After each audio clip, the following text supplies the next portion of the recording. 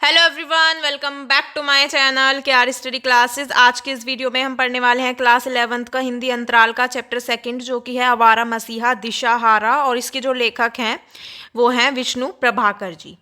चलिए शुरू करते हैं। सबसे पहले यहाँ पर जो हमें चैप्टर में बताया गया है, जो ये चैप्टर है वो विष्णु प्रभाकर जी द्वारा रचित है, और इसमें जो अगर देखा जाए तो ये एक जीवनी है, ठीक है, जिसमें कि जो महान कथा शिल्पी हैं शरद चंद्र जी, उनके जीवन के बारे में बताया गया है।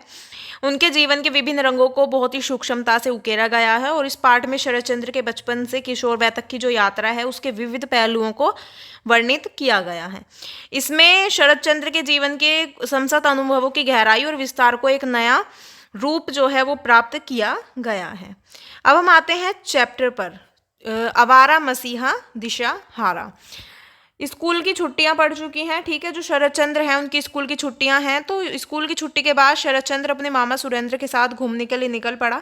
सुरेंद्र के साथ जो शरद की जो रिश्ते हैं, जो संबंध है, वो बहुत ही ज़्यादा घनिष्ठता वाला है। दोनों के बीच में बहुत ज़्यादा घनिष्ठता है। वे दोनों एक बाग में पहुंची। शरद का यहाँ से जाने का समय आ गया था और उसने अपने मामा को फिर आने का वादा या वचन दिया। शरद जो है वो 3 वर्ष पहले अपने नाना के यहाँ पर आया था, और शरद के पिता जो हैं मोतीलाल यायावर प्रकृति के व्यक्ति थे, ठीक है। वे कभी भी मतलब एक चीज़ पर या एक बंधन में बंध कर नहीं रह सकते थे। वे कभी कविता करने लगते, कभी कहानी लिखने लगते, कभी नौकरी करते और कभी छोड़ देते। जो परिवार का भरण पोषण था वो चलाना बहुत ही ज़्यादा मुश्किल हो गया था, ठीक है। परिवार का भरण पोषण उनके लिए असंभव हो गया था, और जो सारे प्रयत्न करने के बाद भी जब कुछ काम नहीं हुआ, तो एक दिन जो शरद चंद्र की माता हैं भुवन मोहिनी, वो सबको लेकर अपने पिता के पास भागलपुर आ गई। भागलपुर आने के बाद जो शरद चंद्र हैं उनका जो मतलब उनका दाखिला जो है वो दुर्गाचरण एमई स्कूल के छात्रवृत्ति क्लास में दाखिल करा दिया गया। उसके बाद क्या होता है कि वहाँ उसने परिश्रम पूर्वक पढ़ना आरंभ किया। उनके नाना का परिवार जो था वो एक संयुक्त परिवार था, और उनके छोटे नाना का पुत्र मणिंद्र उसका सहपाठी था। उन दोनों को पढ़ाने के लिए अक्षय पंडित घर आया करते थे, और शरद विद्या अध्ययन के समय भी बहुत ज़्यादा शरारतें करते थे, ठीक है। वो बहुत ज़्यादा शरारती थे, और विद्या अध्ययन के समय भी वो शरारत करने से बाज नहीं आता था। शरद के बड़े मामा ठाकुरदास बच्चों की शिक्षा की देखभाल किया करते थे। जो उनके बड़े मामा थे ठाकुरदास, वो बहुत ही ज़्यादा एक कठोर प्रकृति के व्यक्ति थे, और वे गांगुली परिवार की कहरता एवं कठोरता के पूरे पक्षधर थे। वे बच्चों की जो अनुशासनहीनता थी वो कतई भी बर्दाश्त नहीं करते थे, और अपराध होने पर उन्हें चाबुक से मारते थे, ठीक है। अस्तबल में बंद होना पड़ता था, और शरद जो है वो अपनी कुशलता के कारण धीरे धीरे मामा लोगों के दल का दलपति बन गया। उनके कई मामा उसी के हम उम्र थे। छात्रवृत्ति की परीक्षा पास करने के बाद शरद जब अंग्रेजी स्कूल में भर्ती हुआ, तब भी उसकी प्रतिभा में ज़रा भी कमी नहीं आई। पतंग उड़ाना, बागों से फल चुराना आदि कलाओं में वह कुशल था। उसके आगे मालिकों के सब उपाय व्यर्थ थे, और जो मतलब उसके आगे जो सभी मालिक थे उनके जो सब उपाय थे वो व्यर्थ हो जाते थे, और वो बहुत ही अच्छा खिलाड़ी था, लेकिन वह बदमाश नहीं था, ठीक है। उसके बाद क्या होता है कि वह दिन भर जितनी भी गोलियां और लट्टू जीतता था वो उनको बच्चों में बांट देता था, और शरद को कुश्ती लड़ने का भी शौक था, और अपने नानाओं से छिपकर उसने अपने पड़ोस के एक भुतहा घर में अखाड़ा बना रखा था। एक बार ताल में नहाने पर शरद व मणि को खूब डांट पड़ी, और शरद को खेलने के साथ साथ पढ़ने का भी बहुत शौक था। वह कोर्स की किताबों से अलग इधर उधर की बहुत किताबें पढ़ता था, और इन किताबों से उसने तरह तरह की बातें सीखी थी। वह सीखे हुए ज्ञान का प्रैक्टिकल भी करके देखता था, और एक बार उसने सांप को वश में करने का प्रयोग किया, ठीक है। और उसके बाद क्या होता है कि वह कभी कभी चिंतन मनन के लिए एक झुरुट में जाकर बैठ जाता था, जिसको उसने तपोवन का नाम दिया था, और उसमें उसके सुरेंद्र मामा के अतिरिक्त इस तपोवन के बारे में कोई नहीं जानता था। शरद के स्कूल में एक छोटा सा पुस्तकालय था। शरद ने उस पुस्तकालय का सारा साहित्य पढ़ डाला था, और व्यक्तियों के मन के भाव जानने में शरद को महारत हासिल थी। उसके शिक्षक अधीर बाबू ने उसको एक असाधारण बालक बताया, लेकिन गांगुली परिवार में उसकी प्रतिभा को पहचानने वाला कोई न था। बंकिम चंद्र के बंग प्रदर्शन का प्रवेश उन्हीं के द्वारा गांगुली परिवार में हुआ और उनके छोटे नाना की पत्नी का नाम कुसुम मोहिनी था। उन्होंने छात्रवृत्ति की परीक्षा पास करके ईश्वरचंद विद्यासागर के हाथ से पारितोषिक पाया था और वह एक विदुषी महिला थी। उसके बाद क्या है कि जो मतलब वास्तव में जो उनकी शिक्षा का आरंभ था वो कुसुम मोहिनी के पाठशाला से ही हुआ था। नाना के इस परिवार में शरद के लिए अधिक दिन रहना संभव नहीं रह गया था और उनके पिता घर जवाई के रूप में इस परिवार में रह रहे थे। शरद को ऐसा लगने लगा कि जैसा मतलब उसका स्वतंत्र व्यक्तित्व मानो समाप्त हो रहा है। नाना के परिवार की आर्थिक हालत खराब हो चुकी थी। एक दिन केदारनाथ ने मोतीलाल को बुलाकर कहा कि अब तुम्हारा यहाँ रहना संभव नहीं है और उनका परिवार जो है वो देवानंदपुर लौट आया और शरद का परिचय यहाँ गांगुली परिवार के पड़ोस में रहने वाले राजू से हो गया था। राजू एक अच्छा पतंगबाज था और शरद और राजू में गहरी मित्रता हो गई थी। राजू जो है मतलब राजू के पिता जो हैं वो इंजीनियर होकर भागलपुर आए थे और इसलिए राजू भी उनके साथ आया था। उसके बाद क्या होता है कि जो मोतीलाल हैं, मोतीलाल चट्टोपाध्याय 24 परगना जिले में कांचनापाड़ा के पास मामूदपुर के रहने वाले थे और इनके पिता वैकुंठनाथ चट्टोपाध्याय राठी ब्राह्मण परिवार के एक स्वाधीन चेतना और निर्भीक व्यक्ति थे। वह जमींदारों के अत्याचारों का युग था और एक बार एक जमींदार ने उनको एक मुकदमे में गवाही देने को कहा। उन्होंने यह कहकर मना कर दिया कि मैं इस व्यक्ति को जानता ही नहीं तो गवाही क्यों दूं। ठीक है। उसके बाद क्या होता है कि जो मतलब जमींदार ने मोतीलाल के पिता यानी वैकुंठनाथ को मरवा दिया और जमींदार के आतंक के कारण वैकुंठनाथ की पली चीख कर रो भी ना सकी। गांव के बड़े बूढ़ों की सलाह पर वह अपने पति का क्रियाक्रम करके रातों रात देवानंदपुर अपने भाई के पास चली गई। कुछ बड़े होने पर मोतीलाल का विवाह भागलपुर के केदारनाथ गंगोपाध्याय की दूसरी बेटी भुवन मोहिनी के साथ हुआ। उसके बाद क्या होता है कि जो इनके परिवार की जो आर्थिक हालत थी वो अच्छी नहीं थी और अच्छे परिवार का होने के कारण ही केदारनाथ ने अपनी कन्या मोतीलाल से ब्याही थी। मोतीलाल यायावर किस्म के व्यक्ति थे और यहीं पर 15 सितंबर सन 1876 तदनुसार 31 भद्र 1283 बंगाब्द अश्विन कृष्णा द्वादशी संवत 1933 शकाब्द 1798 शुक्रवार की संध्या को एक पुत्र का जन्म हुआ। वह अपने माता पिता की दूसरी संतान था और 4 वर्ष पहले उसकी एक बहन अनिला जन्म ले चुकी थी। माता पिता ने बड़े चाव से पुत्र का नाम रखा शरत चंद्र। देवानंदपुर बंगाल का एक साधारण सा गांव है, हरा भरा ताल तलैया नारियल और केले के वृक्षों से पूर्ण था। इसी गांव में शरद का बाल्यकाल अत्यंत अभाव में आरंभ हुआ। माँ न जाने कैसे गृहस्थी चलाती थी, जानती थी पति कैसे हैं, उनके शिकायत व्यर्थ है और जो उनके मतलब सार्थक यही है कि घर की शोभा बनी रहे। उन्होंने ना कभी गहनों की मांग की न कीमती पोशाक की।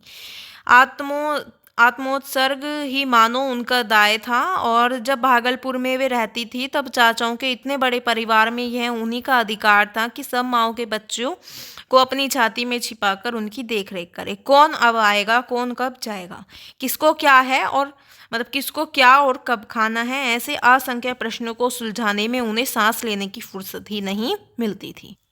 मोतीलाल मानो आकाश में उड़ने वाले रंगीन पतंग थे और भुवन मोहिनी थी निरंतर घूमते हुए चक्र के समान सीधी सादी प्रकृति की महिला।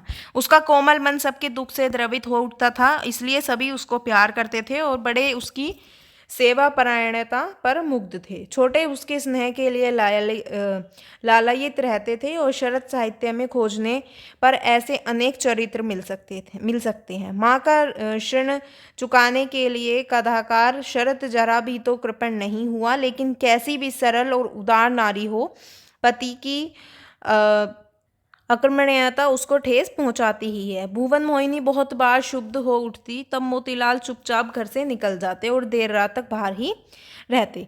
5 वर्ष का होने पर शरद को बाकायदा प्यारी बंदोपाध्याय पंडित की पाठशाला में भर्ती करा दिया गया। शरद बचपन से ही शरारती था और एक बार उसने पंडित बंदोपाध्याय जी को बहुत परेशान किया, जिसकी उसको सज़ा भी मिली। पंडित जी उसकी अधिकतर शरारतों को नज़रअंदाज कर जाते थे, क्योंकि शरद पढ़ने में बहुत तेज़ था।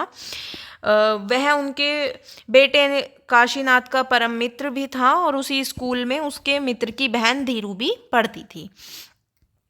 जो मतलब शरद और धीरू में बहुत ही घनिष्ठ मित्रता थी और दोनों साथ खेलते लड़ते झगड़ते भी रहते थे। उसके बाद जो शरद है उसने आगे चलकर धीरू को आधार बनाकर अपने कई उपन्यासों की नायिकाओं का सृजन किया। देवदास की पारो, श्रीकांत की राजलक्ष्मी और बड़ी दीदी की माधवी मतलब ये सब धीरू का ही विकसित रूप थे। इन्हीं दिनों गांव में सिद्धेश्वर भट्टाचार्य ने एक नया बांग्ला स्कूल खोला। शरद को भी इस स्कूल में दाखिल करा दिया गया। तभी अचानक मोतीलाल की भी डेयरी ऑन सोन में नौकरी लग गई। शरद का अधिकतर समय खेलकूद में बीतने लगा। शरद ने अपने उपन्यास गृहदाह में ढेरी के इस छोटे से स्थान को अमर कर दिया है। देवानंदपुर में उसको मछलियां पकड़ने का शौक था और मतलब वहाँ पर वो मछलियाँ पकड़ने में मग्न रहता था। और एक बार मोहल्ले का नयन बागदी गाय खरीदने के लिए 5 रुपए उधार लेने के लिए शरद की दादी के पास आया। उसे बसंतपुर से गाय लानी थी और शरद भी छिपते छिपाते उसके साथ बसंतपुर गया। रास्ते में आते हुए रात के समय जंगल में डाकुओं ने एक भिखारी को मार दिया और नयन के पराक्रम से डर कर कुछ डाकू भाग गए और एक इनके हाथ लग गया, जिसको पीट पीट कर इन्होंने बेहोश कर दिया। उसके बाद 3 वर्ष नाना के घर रहने के बाद फिर देवानंदपुर लौटना पड़ा और बार बार स्थान परिवर्तन के कारण इनकी जो पढ़ाई थी वो बाधित हुई, इनकी पढ़ाई में बाधा आने लगी। ठीक है, उसके बाद क्या होता है कि जो यहाँ इनकी जो अनुशासनहीनता थी वो और ज़्यादा बढ़ गई।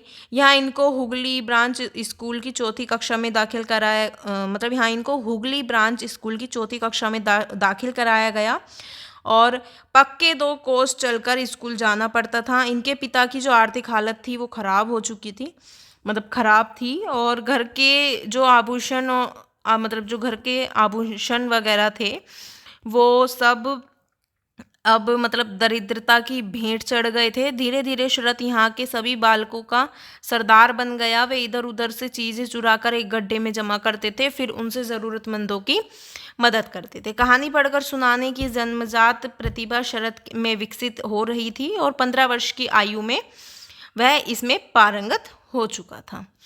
उसके बाद क्या होता है कि स्थानीय जमींदार गोपाल दास मुंशी इसी कारण उससे बहुत स्नेह करते थे। इनका पुत्र अतुल चंद्र जो था इनको कहानियाँ पढ़ने के लिए देता था और उसके बाद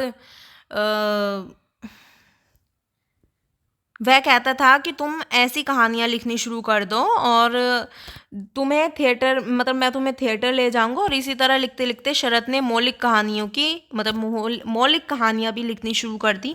ठीक है, शरद जो था वो कुछ भी देखता था उसे गहराई से जानने का प्रयत्न करता था और इसी गांव में एक ब्राह्मण की बेटी थी नीरू, जो बाल विधवा थी। और उसके बाद क्या होता है कि उसमें स्त्रियोचित सभी गुण विद्यमान थे। गांव के स्टेशन का मास्टर उसके जीवन को कलंकित करके कहीं चला गया। गांव के लोगों ने उसके सारे उपकारों को भुलाकर नीरू दीदी का बहिष्कार कर दिया। उसके पास किसी को भी किसी को भी जाने की आज्ञा नहीं थी, परंतु शरद चोरी छिपे उसके पास जाता, वह उसकी सेवा टहल करता था। ठीक है, उसके बाद क्या होता है कि जब वह मरी तो किसी ने उसकी लाश को नहीं छुआ और उसकी लाश को डोम जंगल में फेंक आई। शरद को कहानी लिखने की जो प्रेरणा थी वो अपने पिता की अलमारी में रखी हरिदास की गुप्त बातें और भवानी जैसी मतलब भवानी पाठ जैसी पुस्तकों से ही मिली थी। ठीक है, वह चोरी छिपे इन पुस्तकों को पढ़ता था और इसी अलमारी में उसको अपने पिता द्वारा लिखी आधी अधूरी कहानियां भी मिली। पिता का यह अधूरापन उसकी प्रेरक शक्ति बन गया और घर की गरीबी बार बार उसे घर छोड़ने के लिए प्रेरित करती थी। वह पता नहीं कितनी बार घर से भागे। देवानंदपुर जब वो गए, मतलब देवानंदपुर रहते हुए एक बार वह पुरी की यात्रा पर निकल पड़ा। इस यात्रा में भी उनके साथ विचित्र घटनाएं घटित हुई। उनके परिवार की स्थिति बहुत ज़्यादा खराब हो चुकी थी। इनके नाना का परिवार जो था वो भिन्न भिन्न हो चुका था। उसके बाद क्या होता है कि इनके जो मतलब इनके लिए देवानंदपुर में रहना मुश्किल हो गया था। इनकी जो माता हैं उन्होंने डरते डरते अपने छोटे काका अघोरनाथ को चिट्ठी लिखवाई। अघोरनाथ ने इनका जो अघोरनाथ ने इनको चले जाने के लिए लिख दिया और शरद फिर कभी देवानंदपुर नहीं लौटा। यहाँ उनका सारा जीवन गरीबी में बीता। ठीक है, और मतलब यहाँ पर जो उनका सारा जीवन है वो गरीबी में बीता। उसकी माँ और दादी के आंसुओं से इस गांव के पथ घाट भीगे हुए थे। और शरत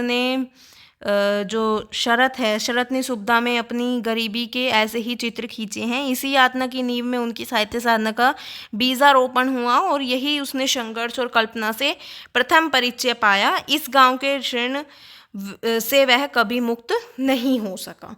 यानी कि जो शरत चंद्र जी थे, यहाँ पर हमें उनके बारे में बताया गया है कि किस प्रकार वो जगह जगह उन्होंने बदली उनकी गरीबी के कारण। ठीक है, लेकिन वो पढ़ाई में बहुत ज़्यादा अच्छे थे और वो शैतान भी थे, शरारतें बहुत ज़्यादा वो किया करते थे। ठीक है, लेकिन वो और सभी खेलों में अच्छे थे और सभी खेलों में अच्छे होने के साथ साथ वो पढ़ाई में बहुत ज़्यादा तेज़ थे, पढ़ाई में बहुत अच्छे थे। और उनके पिता की कुछ अधूरी कहानियाँ, मतलब उनके पिता के द्वारा लिखी गई कुछ अधूरी कहानियाँ और कुछ किताबें उन्हें मिली। तो जब वो किताबें जब उनके पिता की अलमारी में रखी रहती थी वो उन्हें पढ़ा करते थे और फिर मतलब चुपचाप बिना किसी को बताए छिप के उन्हें पढ़ा करते थे। और उनके पिता ने जो कुछ कहानियाँ या कुछ कविताएं लिखी तो वो अधूरी थी, वो भी उन्होंने पूरी करने की कोशिश करी, वो भी उन्होंने देखी। ठीक है, और बस इन्होंने यहाँ पर हमें यही बताया गया है कि किस प्रकार उनका जो जीवन है वो बहुत ज़्यादा संघर्षपूर्ण रहा। ठीक है, वो अपने मामा के यहाँ गए, नाना के यहाँ गए और फिर जगह जगह उन्होंने जगह बदली। बाद में उनके नाना जो हैं वो भी उन्हें उनके यहाँ पर आने से मना कर देते हैं। तो यहाँ पर यही सब बताया गया है और उनका जो जीवन था वो काफ़ी ज़्यादा संघर्षपूर्ण रहा। यहाँ पर हमें यही चैप्टर में बताया गया और यहाँ पर जो हमारा चैप्टर है वो कंप्लीट होता है। अगर आपको समझ आया और वीडियो अच्छी लगे तो वीडियो को लाइक कमेंट शेयर ज़रूर करें और मेरे चैनल को सब्सक्राइब करें। Thank you.